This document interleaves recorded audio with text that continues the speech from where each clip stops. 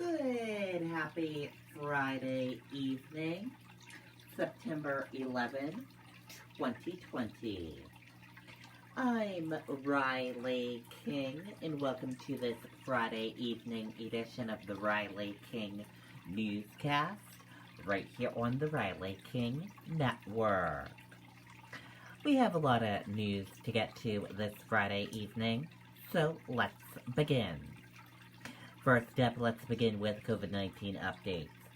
Coronavirus in New Hampshire updated data and information. Let's take a look at that right now.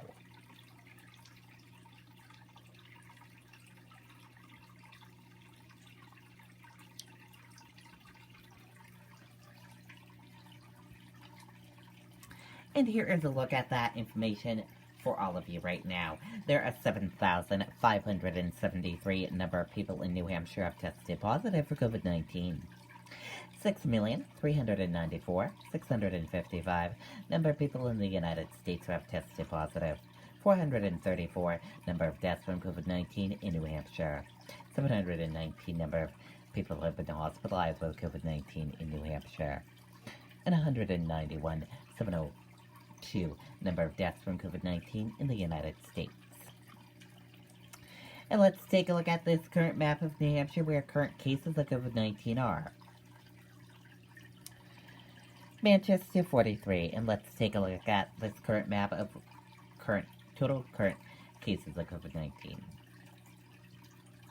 Manchester 1962. And now let's take a look at these three charts here. Let's start with the first chart here, new cases each day in New Hampshire. In the purple, daily new positive COVID-19 cases. In the orange, new hospitalizations. And in the red are the deaths. And let's take a look at this chart here, current cases. In the purple, total current COVID-19 cases. And in the orange, current hospitalizations. And let's take a look at this chart here, total cases. In the purple, total positive COVID-19 cases. In the orange, total hospitalizations, red, deaths, and blue recovered. And let's take a look at this chart here. Age group of cases, female and male of cases, and risk information. And let's take a look at this chart here, infections, hospitalizations, and deaths. And let's take a look at this chart here, deaths, percent of New Hampshire population, race/ethnicity of cases, and hospitalizations. And a reminder, your common symptoms: fever, lack of smell, cough, difficult breathing, chills, nausea, vomiting, diarrhea. How it spreads, and prevention tips. And be sure to stay with the Riley King Network for the latest of your COVID-19 information. Today is remembering 9/11, the 19th anniversary of 9/11. Remembering the 9/11 victims with New Hampshire ties. Let's take a listen to that video from WMUR News Dawn.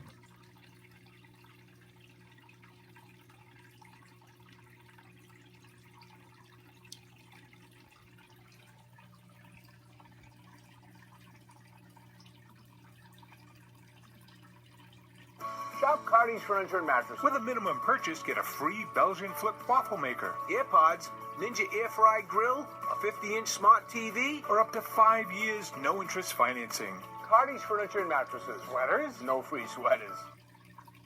Tom McGinnis of Portsmouth was the co-pilot of American Airlines Flight 11, which crashed into the North Tower of the World Trade Center. The captain of Flight 11 was John Ogonowski, an Air Force veteran, and Madeline Amy Sweeney was a flight attendant.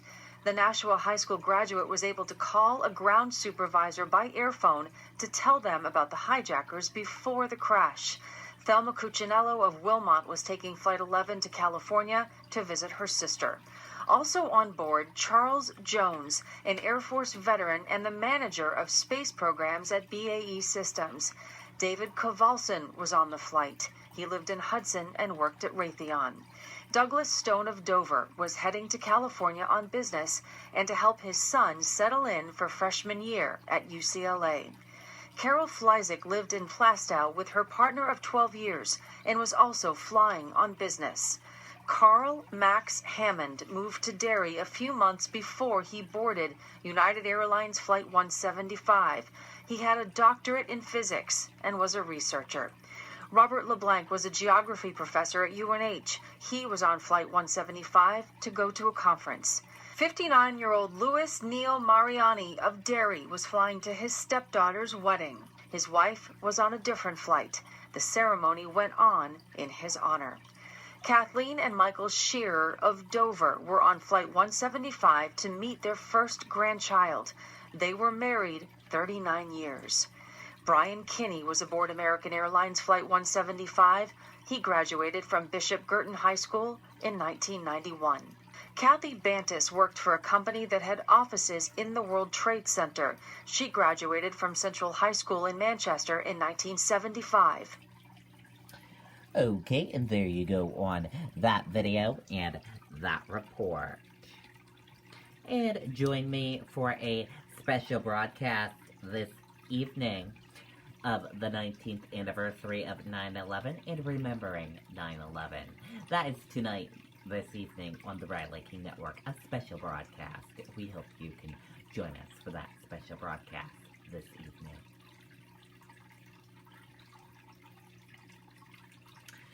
Today at the New Hampshire State House, former Governor Steve Merrill remembered for sense of humor, love of family, and New Hampshire. Memorial service held today outside the New Hampshire State House. Police believe grandson killed in motorcycle crash with deer.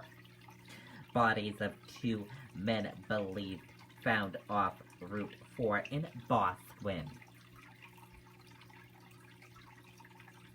Police have discovered two bodies believed to be a grandfather and grandson who had been missing since Labor Day off Route 4 in Bosquen.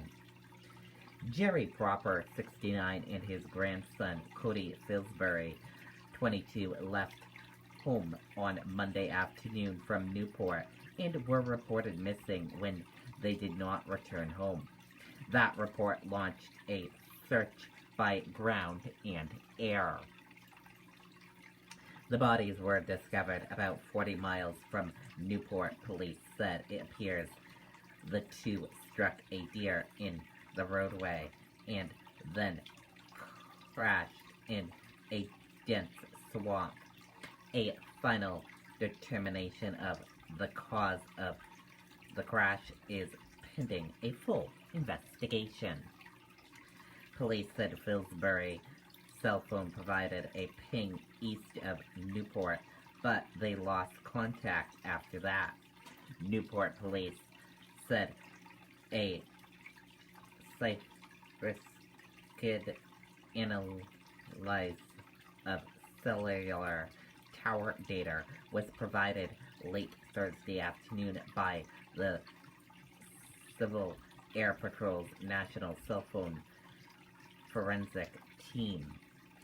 That analyst focused the search on an area of Route 4 in Salisbury and Bosquen, police said. Officials' identification of the body is pending an examination by the chief medical examiner. Legally owned African Sorrel goes missing from Merrimack home, police say.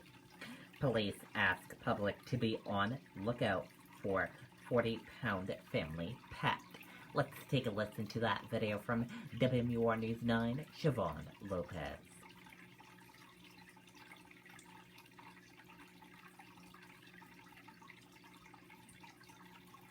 Shop Cardi's Furniture and Mattresses. With a minimum purchase, get a free Belgian flip waffle maker. AirPods, Ninja Air Fry Grill, a 50-inch smart TV. Or up to 5 years, no interest financing. Cardi's Furniture and Mattresses. Sweaters? No free sweaters. Perched on a pool table or looking ready to brew the morning coffee, this is Spartacus, a 40-pound African serval that has been missing from his Merrimack home since late Wednesday night. It's got a lot of attention, and for good reason. It's unusual. Merrimack police posted on social media to get the word out after Spartacus slipped out accidentally in the Peasley Road area. The owners tell police, along with Spartacus, they have a dog, cat, bird, and fish. They do not believe the public should be afraid. This cat coexists with them and their pets perfectly fine. Wouldn't go after anything bigger than a chicken is basically what we were told. The owners also tell police that the cat is shy. People should not try to capture it themselves. And this cat, from what I was told, is capable of running speeds up to 40 miles an hour, so it's not like somebody's going to be able to catch the cat. Many have questioned if this kind of animal should be a house pet. Spartacus is owned legally and permitted through New Hampshire Fish and Game. Along with a federal license, there are many other requirements to own such an exotic mammal. A minimum of 1,000 hours of training with that particular species of cat, from what I understand. It's not clear how far Spartacus could have gone. Police say the family is working closely with the animal control officer in town. All of us that have pets can probably sympathize when a pet goes missing. It's a very concerning situation, so that's kind of where we're at right now, so we feel really bad for the families. Anyone who sees this animal is urged to call Merrimack police immediately. Reporting in Merrimack, Siobhan Lopez, WMUR News 9. Okay, and there you go on that video and that report.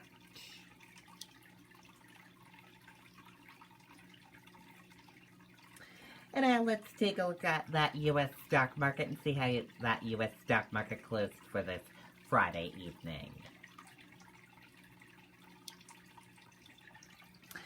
And here's a look at that U.S. stock market for all of you for this Friday evening. Your Dow Jones Industrial Average closed in the green, went up. Your Nasdaq closed in the red and went down. S&P 500 closed in the green and went up. Gold closed in the red and went down. Oil closed in the green and went up. U.S. 10-year closed flat. Euro/USD closed in the green and went up. And VIX closed in the red and went down. And that is a look at your U.S. stock market.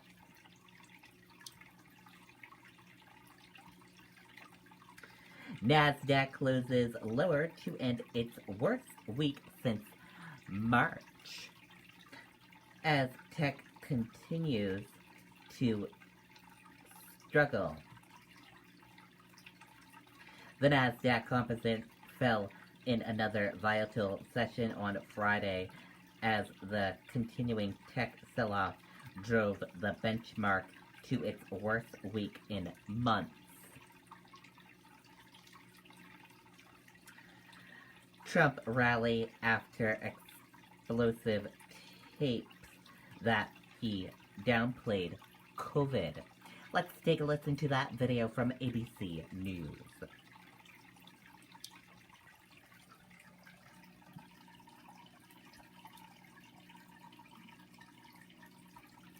That America is rounding the corner on the coronavirus at a fiery press conference where he fended off questions about that explosive recording from Bob Woodward, where the president admitted downplaying the virus even though he knew it was deadly and spreading. Our senior national correspondent Terry Moran is tracking all the latest. Overnight, President Trump reveling in front of a throng of supporters at a rally in the battleground state of Michigan. Telling the mostly maskless and not socially distanced crowd that when it comes to the pandemic, he played it perfectly. They wanted me to come out and scream, people are dying, we're dying. No, we did it just the right way. But earlier in Washington, Trump struggled to contain the fallout after recordings from veteran journalist Bob Woodward revealed that in the early days of the outbreak, he purposefully downplayed the threat of the virus. I wanted to always play it down. I still like playing it down. Yes, sir. Because I don't want to create a panic. The president now faces hard questions, including this one from ABC's Jonathan Karl. Why did you lie to the American people, and why should we trust what you have to say That's now? a terrible question, and the phraseology, I didn't lie. What I said is we have to be calm. I said it's a very serious problem, and it's always a serious problem. That doesn't mean I'm going to jump up and down in the air and start saying people are going to die. The president tried to shift the blame to Bob Woodward. If Bob Woodward thought what I said was bad, then he should have immediately, right after I said it, gone out to the authorities so they can prepare and let them know. In a 60 Minutes interview, Woodward pointed out that it's the president who's accountable to the American people. This is the tragedy. A president of the United States has a duty to warn. The public will understand that, but if they get the feeling that they're not getting the truth, then you're going down the path of deceit and cover-up. President Trump's former national security advisor turned critic John Bolton says this could cost the president the election. I think it's just absolutely striking how clear he is on these tapes to Woodward of his appreciation for how dangerous the coronavirus was compared to what he was saying publicly at the time, and that coming out of his own mouth. I think this could be nearly the point where the campaign ends. And Joe Biden is arguing the president's actions have already cost thousands of American lives. This caused people to die. He didn't do a damn thing. Think about it. Think about what he did not do. And it's almost criminal. Today, both President Trump and Joe Biden will be in Shanksville, Pennsylvania, the 19th anniversary of 9/11. That's where United Flight 93 crashed after a heroic struggle by the passengers. Their paths won't cross. There's no accident there, though, George. This is definitely one of the main battleground states this time around. Oh, it certainly is. Meantime, Terry, also in Washington, it appears that there's not going to be another economic relief bill from Congress before the election. Absolutely not. The Senate yesterday rejected on basically a party line vote a small Republican offer, small $600 million. The Democrats are looking for $2 trillion. They cannot get together. And the bottom line, millions of Americans out of work facing eviction are getting no help from Washington. George? Okay, Tamara, thanks very much. Well, hey. Okay, and there you go on that video and that report. And that does it for this evening edition of the Riley King Newscast, right here on the Riley King Network. Thank you for joining us for this evening edition. Don't forget to watch my special broadcast this evening on the 19th anniversary of 9/11. Remembering 9/11. That is this evening on the Riley King Network. I'll have a news report coming up in a little bit. Good night and bye, everyone.